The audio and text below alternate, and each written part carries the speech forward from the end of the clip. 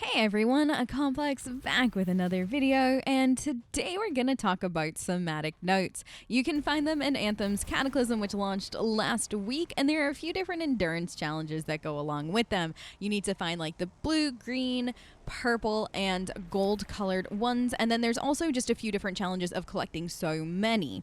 So I wanted to go over today how to find them, and also I want to talk a little bit about the lore behind somatic notes, because yes, there is actually a little bit of lore with them, which I actually find utterly fascinating. So first we'll talk about where to find them, and then we'll talk about lore at the end, just in case all you want to know is basically where to find them. So to start, there are underwater somatic notes. There are the blue ones, which you can find just primarily underwater. Then there are also the purple ones. Now purple ones you can find in a variety of places, but you can find them underwater.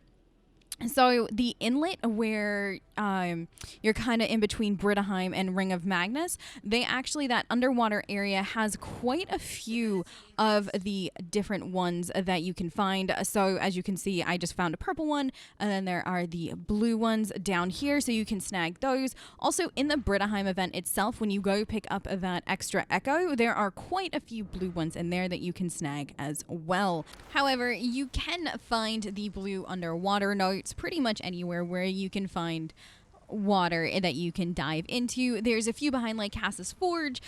There's some out by like the Dominion Foothold and stuff like that. So it doesn't just have to be the inlet. You can find it in a variety of underwater locations. And for the purple somatic notes, they are kind of the hardest to find in my opinion. But once you find them, they do tend to spawn in the same spot every time. So you can go back every time you're in the Cataclysm and pick them up. They are probably the rarest of the notes. I will say that there are some spots behind like the Dominion Foothold and stuff like that you can find a few tucked away. There are also a few tucked away near Cass's Forge, also underwater near Cass's Forge. I think there's a spot with like 2 of them. And also by teleport or transporters, you can find sometimes a few of the purple notes in very tucked away spots near there. And then each of the areas kind of have these shaper spheres. And when you get to the spheres and you put the echoes in, it opens up and a lot of golden notes open. And I've actually found for the majority of things, if you want to find the golden orbs, or I guess they're calling them orange, golden orange, it's a pretty color. Those ones, you actually have to open up things. So you have to open up these spheres. You have to step on pressure plates for the various cipher statues that are around. Those are the best ways to find an abundance of those, and especially these shaper orbs. They drop quite a fair few. Now there is something called a time rune in the game, and those time runes, when you open them up, there's actually quite a few of a variety of kinds of orbs that drop. The 2 time runes, there are 2 actually at the inlet right by that shaper sphere, as you can see. So the one over here and actually drops, I think I've seen like a couple purple, couple green, couple blue, couple gold, depending on how it drops. I don't know if it's the same drop every time, but I do know there are quite a bit. So if you can learn the secrets on how to do the time runes, which I will do a video in the future on how to do all the different time runes in the Cataclysm, you can net yourself quite a few of these somatic notes quickly. And then the last kind of somatic note that we haven't talked about yet is the green one. Now the green ones are pretty common. They're actually very easy to find. They also drop off of enemies, which is nice. So if you're kind of low on stability, killing any of the elementals that are around, or if there are Dominion around, killing them and then picking up those notes of any color will up your stability, and the different colors will up your stability by different amounts. Purple and gold will up your stability the most, whereas the blue and the green up them a little bit, with green, I believe, being the least amount that it'll up your stability. But still, if you need just a little bit just to get to a safe spot, it's a perfect way to do it. So those are pretty much how you can find somatic notes. You do need to find a large amount of them to get through some of these endurance challenges, but it is pretty easy once you know where you're going. The other thing to note though for the somatic notes is that if you pick one up, other people can't pick that up as well. So bear that in mind. If you see somebody headed towards a somatic note and they take it, unfortunately you will not get credit for it, but there are so many floating around in the Cataclysm that it's relatively easy just to find what you're looking for in the end. Now let's start talking about the lore behind somatic notes. Now in the game, they don't really tell you much about what a somatic note is. There actually isn't, as far as I can find so far, a codex entry for it, which is quite interesting.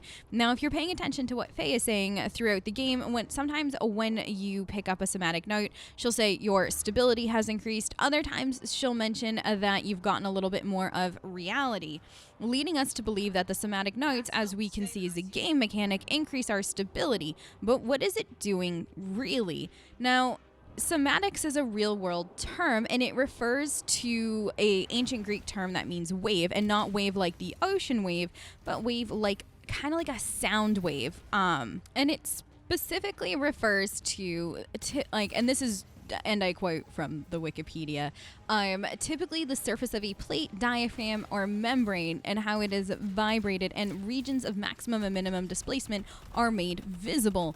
So from that, you could almost start to see where the somatic note lore is headed. So if what Vara has created is this alternate reality, and it's trying to come into ours, and she's trying to, as she says, make a new world, and like literally during the boss fight she mentions that like when I'm through you will never have existed. So she's trying to wipe out what is actually reality with this new version of reality that she wants.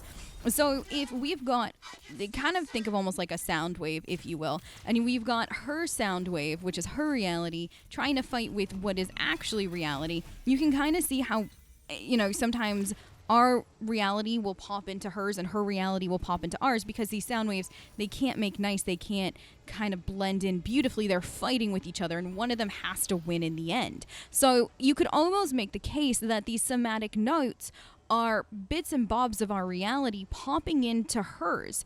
And because we vibrate on that frequency of our reality, finding these somatic notes is actually keeping us stable within her cataclysm. Now, eventually we'll do another video talking more about like the lore behind the crystals and everything like that, and how they're playing into the cataclysm, because that is a topic in and itself that deserves a few minutes of conversation.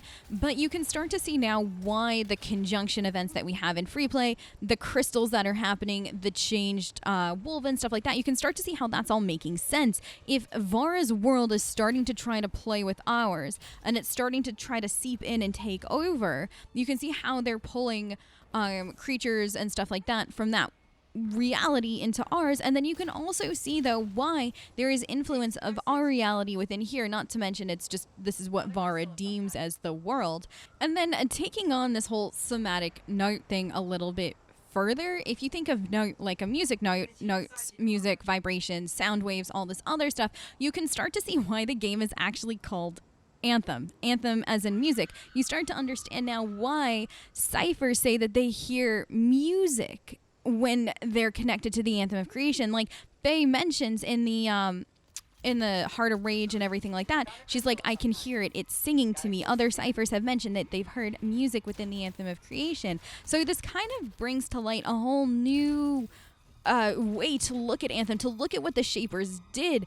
Did they terraform the entirety of our world within Anthem with sound waves and almost music? And if so, that's really interesting, and I cannot wait to kind of dive more into the lore of Anthem and a few different topics and see how this applies to that, because if it all starts to fit and resonate, if you will, because I couldn't let that pun go, then that's just some really good lore and world building, and I hope we see more from that down the road. But y'all, that's pretty much it from me today. We talked about somatic notes, how to find them, all that good stuff, and then we also talked a little bit about the lore potentially behind them. What do you think? Oh, do you have any lore theories about the somatic notes? If so, leave it down in the comments down below. Find me on Twitch. I'd love to hear it. And y'all, I hope you're enjoying the Cataclysm. I am still having a blast kind of grinding it out and stuff like that. If you're having any trouble with the Cataclysm, any of the puzzles, any of the secrets, don't hesitate to let me know. I'm always happy to either help or make new videos talking about a variety of topics. But y'all, seriously, thank you so much for joining me. I hope you have a fantastic rest of your night and or day, depending on where you are in the world, and I will catch you next time. Bye, guys.